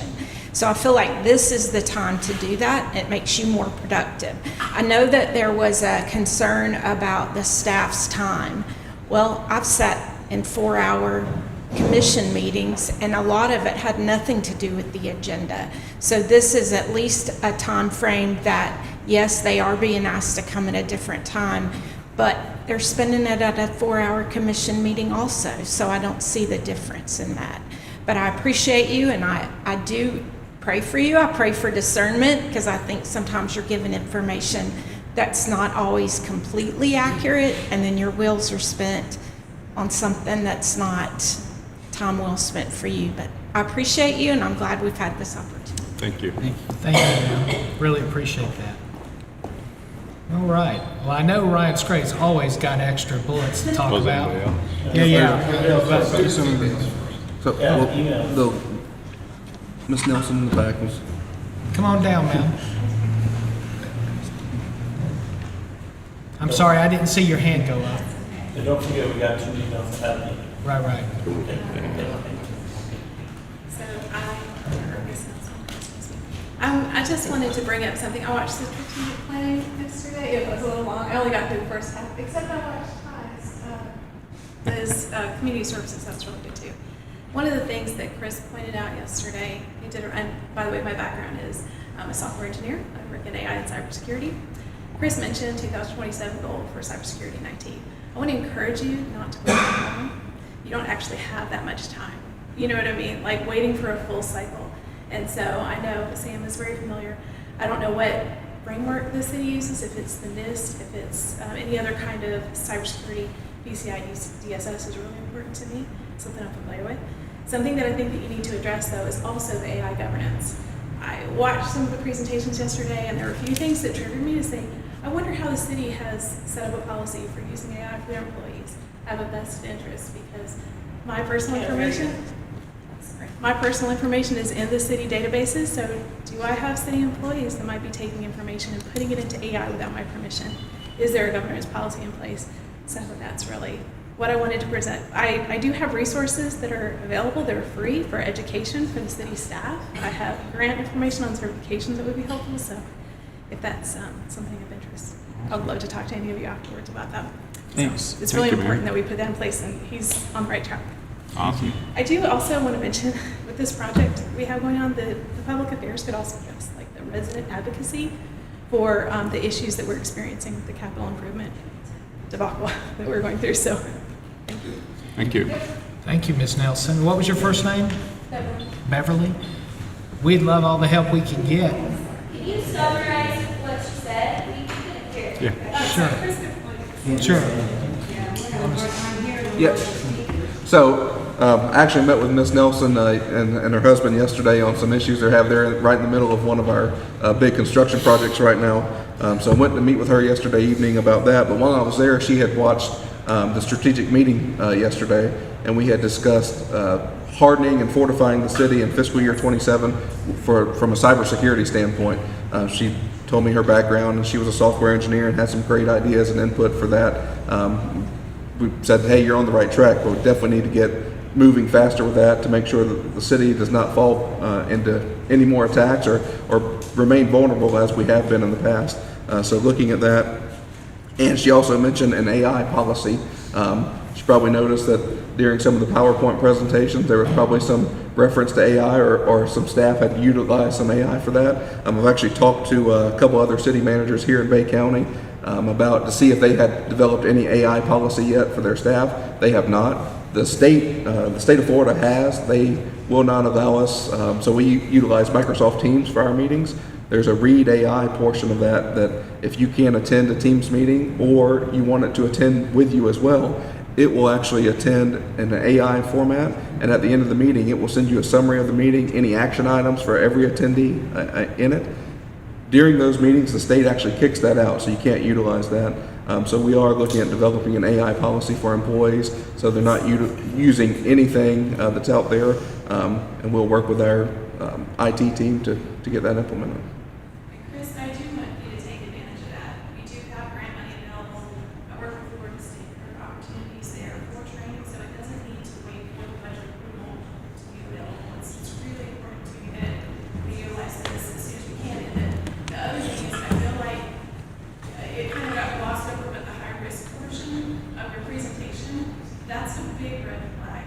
And that does not require money or a major decision-making on policy to implement some of the protocols that come back in this framework.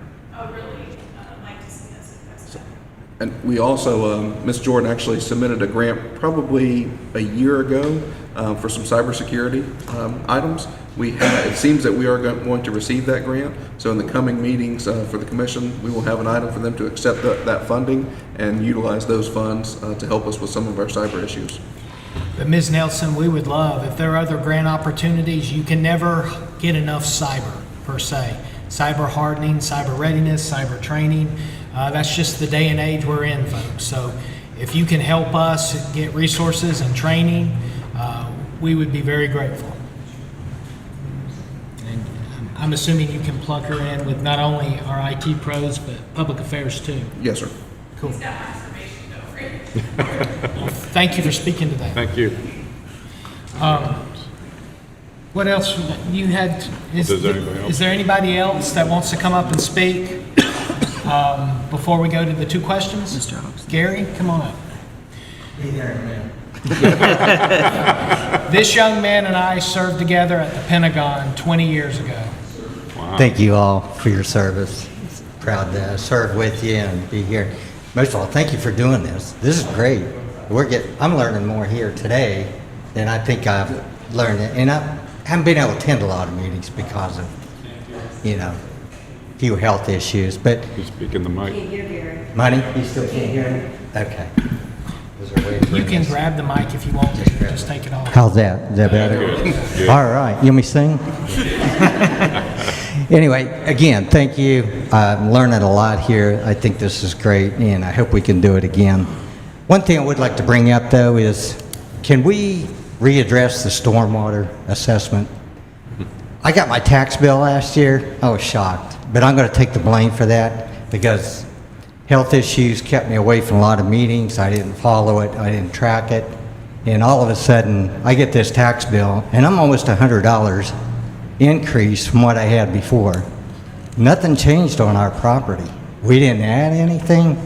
We didn't add any buildings. We've planted trees. Thanks for the trees. We appreciate that.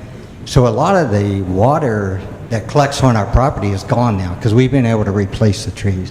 I don't understand how we come at this because then I find out we're in another tier, a higher tier for stormwater assessment fee, a tier that didn't even exist a few months before. So anyway, I appreciate if we could get that back on the agenda and maybe discuss it and help us learn where we're going with this thing. It seems to me like it's about time to cap this thing and figure out a different way to go.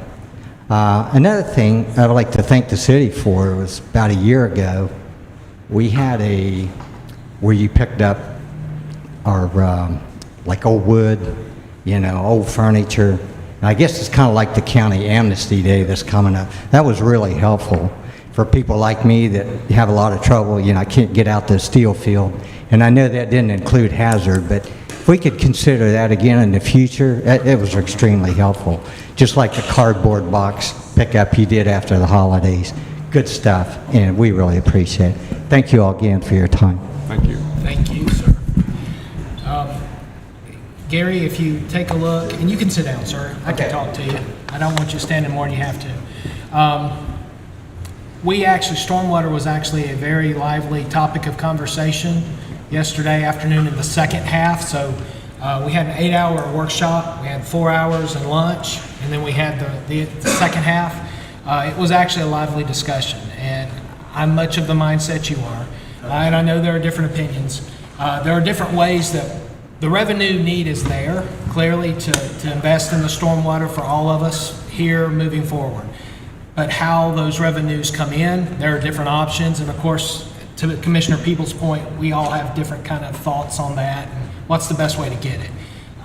Mine also doubled. Mine went from 174 to 350. When I opened that in November last year, I went, what the heck is this? So I totally get that. And the city manager can speak to that some. Kiki Roman was very big on that. The other commissioners will likely want to as well. But we're working it. It's something that I promise you is on our radar. Again, it was a very lively discussion yesterday. And we will continue to work that as a team of 5, plus the city manager. And we will get that figured out. I promise you that. And it's coming up. So, city manager, do you want to speak to that first? And then So nothing much to add to that, Mayor, other than our conversation yesterday. Of course, we will, begin the addressing of that for fiscal year 27 and what route the commission wants to take during our workshops. Again, those will be advertised. I'm sure that we will have a separate workshop at the commission's direction outside of our normal commission meeting for that, for public discussion and input. Commissioners, do y'all want to speak to that at all? I'll just kind of recap what the mayor said yesterday. The discussion really came down to the funding has to be there because the money that we're pulling in now barely covers the operating cost of day-to-day operations with stormwater. The way that the finance director kind of described it, and I like how she said it, is basically stormwater is in the same category as like sanitation or any of your other utilities, because it's an ongoing thing where we live in Lynn Haven. So the main thing is to figure out how to get it funded. I've tried, and I'm going to continue to try to find ways to fund it outside of the non-ad valorem. I'm partly responsible for the tier change because it was severely underfunded based on the tier system was not correct. When the previous tier system, whenever they created the tiers, Tier 1 was way too big, Tier 2 was way too small, things like that, just the math didn't line up. But, as I've told Corey, if we can come up with a better solution, I'm all for it. I don't have that solution yet. I don't know exactly what it is. But the funding has to be there, because if not, we're going to start seeing a lot more stormwater. And it's clear that it's working, because 3 years when I came on the commission, there was houses that were literally being flooded, and that doesn't happen anymore. So the funding does have to happen. I get the point of that at some point we may not need to spend as much. I don't have the answer to that yet. It's a fluid thing. I don't have the answer yet. We're working it though. Can I say one thing about that? Part of what you might see on your bill, some people have disability exemptions, other exemptions that they don't pay standard ad valorem taxes on their taxes. So a jump on your stormwater assessment, which is not based on your cost, it's separate, you will definitely see that jump. My property taxes went up $200 last year, from last year to this year. 100 of it was stormwater, 100 of it was appreciation on the property. So it's less apparent if you don't have that exemption. So you may notice it different because that's the way it's addressed. It's an assessment and not an ad valorem tax per se. So it's not affected by the value of the property. No, I thought okay. So I saw Mr. Langford's hand raised, but before we go any further, I wanted to make sure my fellow commissioners had a chance. If they wanted to speak to it, they can. If not, we'll let Mr. Langford speak. Yeah. Go ahead, Corey. You can sit still or you can come up here. It's all good. We're kind of wrapping up. We're down to the final 15. No, it's going to come up here and talk about it. That's all it took was one person to get me riled up about stormwater. Mr. Gary, you might want to watch. You might want to watch this next Tuesday's commission meeting, because we are going to brief, and I don't want to spoil this, but we will be briefing you all. I will be briefing you all from the Charter Review Committee on proposed amendments. But to just completely set that aside, I think some of you all have hit on it. The fact that, and I've not went back. I started watching the strategic workshop from yesterday. I've not went back. I've not watched the entire thing, but if I can find where that is, I'll watch that section first for sure. But Mr. Lightfoot actually sent me an email with the numbers on this, and it was really eye-opening. And what he sent me, and then I combined that and did a little public math with the capital improvement projects just related to stormwater. I think it really kind of put things into perspective to me, that I wish I would have known this in 2021. And I didn't know this in 2021 because I don't believe it was really discussed what the actual cost in Lynn Haven to fix our stormwater problem. Yeah. What is the price tag? I wish somebody would have said in 2021, 2022, hey, how much is it going to cost to fix stormwater in Lynn Haven? We had 16 projects. Yeah. Didn't we have And I 16 can- projects in 2021? Yeah. There was 16 priority projects. There all was a due good to bid. storm. I don't remember an exact number, but yes, sir, a good bid. So right now, I can tell you what that number, I want to say it was 30.625 million, $30,625,000. And correct me if I'm wrong, but that's a pretty darn close number. And that's just as of today. From now on, that's how much it's going to cost us to fix the stormwater in Lynn Haven, not counting what they've already done and all the improvements that's already happened. So this is going to become a math problem at this point really quick. And when we look at the fact that, we're about $100,000 over, I think, the generated how much money the stormwater assessment's generating versus how much we're spending, we've only got $100,000 left over. Well, if you take $100,000 and put that towards that 30 million, I mean, our great-great-grandchildren are going to pay off the price tag, assuming it doesn't increase from there. So this is going to have to get addressed, and there's going to be some difficult decisions that was made. And I know one of the Charter Review Committee meetings, a couple of them I thought was going to fall out of their chair, but I said, man, in 2021, if they would have said, we're going to keep paying the $8 on our water bill and do the non-ad valorem assessment, I think I would have almost supported that, because now we're paying for operations, but then we can now dedicate that money that's coming from the non-ad valorem assessment to that 30 mil, right? Now 2.6 mil a year, we're looking at paying off that $30 million price tag in 15 years versus our great-great-grandchildren paying it off. So, all these things, again, it becomes a math problem, and we're really going to have to sit down and crunch some numbers on this. And I'm sure that it's already being done, but from a policy perspective on how do we pay 30 mil, that's what's going to have to happen. And, it is what it is at this point. But I just wanted to chime in on that. Well, I have more to say on it, obviously, on Tuesday when we'll get there. I'm going to try to get y'all the read-ahead slides by midday on Monday. Thank you. Thank you, sir.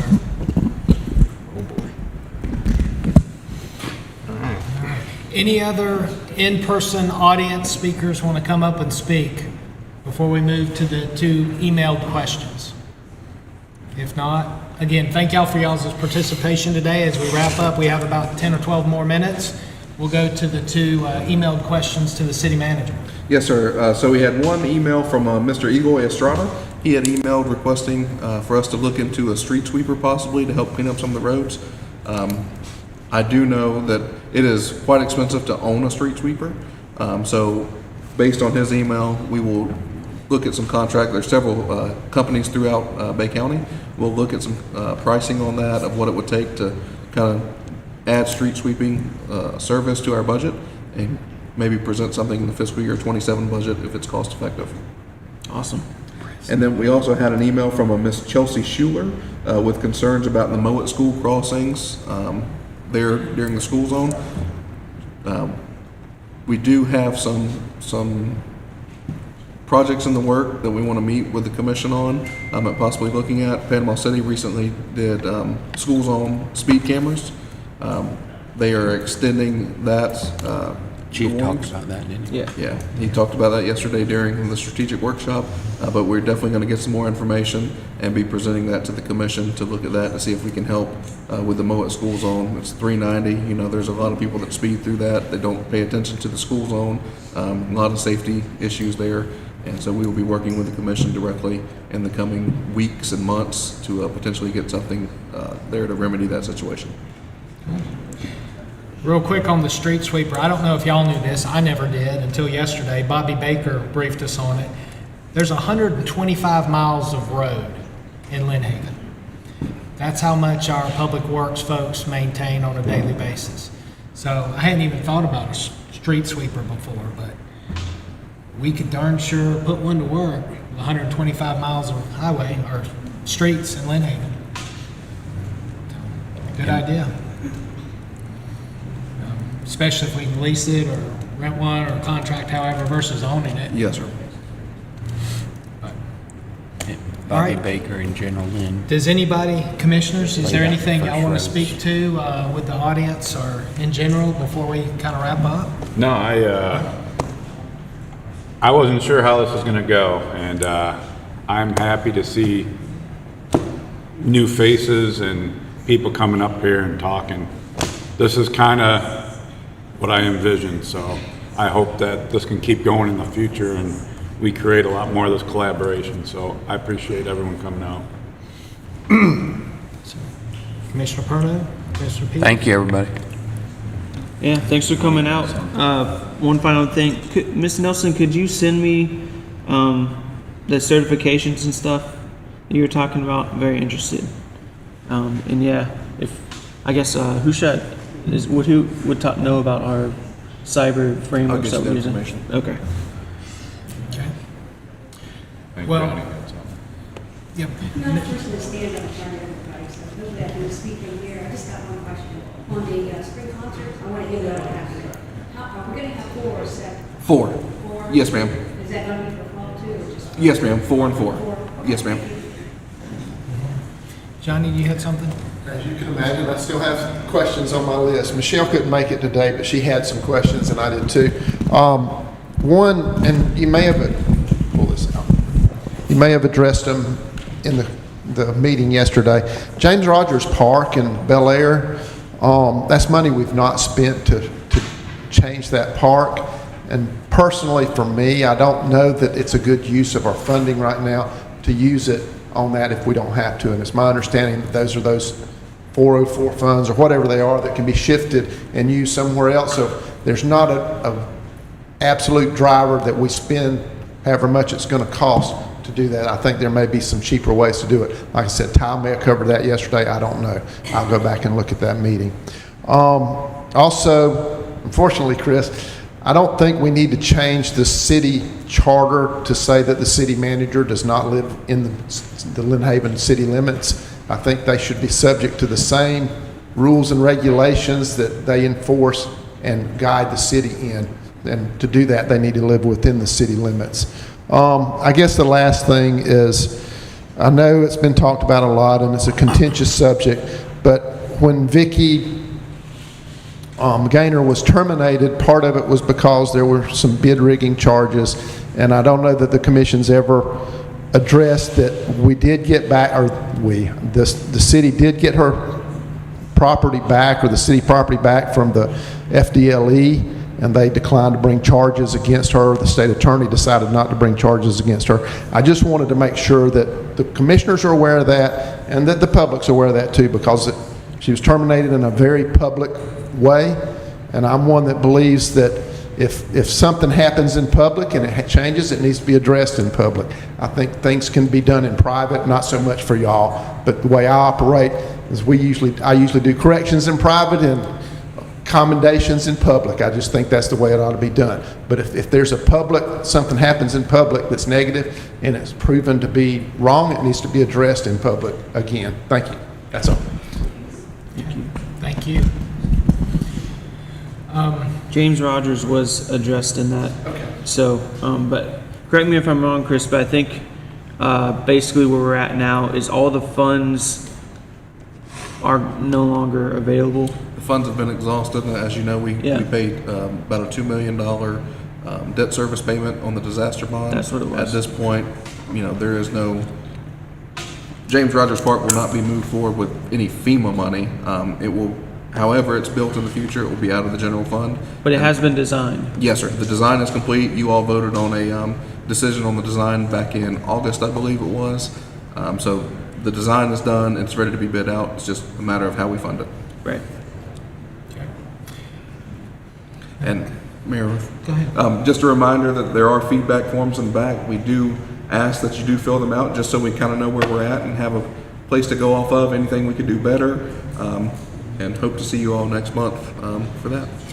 So in closing, 2 months ago last night, I was sworn in as your 33rd mayor, and I'm grateful to the commission for their support and giving me the opportunity to step up and serve all of my fellow neighbors and citizens in Lynn Haven. The one thing that I said in my very brief, I guess you call it swearing in remarks, was I would love nothing more than for us to get back to a well-run, sleepy bedroom community where everybody is golden rule, treats each other well, and we don't have a whole lot of drama or strife or conflict. I think these kind of events go a long way to help with that. Mr. Schultz kind of talked about that earlier. Thank y'all for coming out and being part of our experiment here that Commissioner Warwick wanted to do. I, like you, when you thought Petmore City, it wasn't going to be a big thing, I was real leery about this first one. I thought we might show up and there might be 3 people here. Ryan Scray, Johnny Brashear, and probably Corey Langford. And these 2 ladies. So, at best 5. But, All the news. yeah, oh, Yeah. all day, of course Yeah. it is. Yes, ma'am, you were. We should have gave him lunch. But I was so happy to see so many citizens come out and ask questions. This is what this is supposed to be like. And it is very different when we get up there and have to do the city business and the agenda. It's very scripted, it's kind of very formal, and it's very from one to the next. But this is free flowing. And you heard people from the heart talk about their bayous and their kids playing in the playground. I mean, there was a broad swath of topics, but it was important to them, and they wanted to come bring it to the commission, so it's important to us. And I thank you sincerely for being part of this experiment with us, which is to improve transparency and collaboration between the citizens and your city government. So, with that, we're closing, it looks like about 3 minutes early. Y'all have a great rest of your weekend. Thank y'all.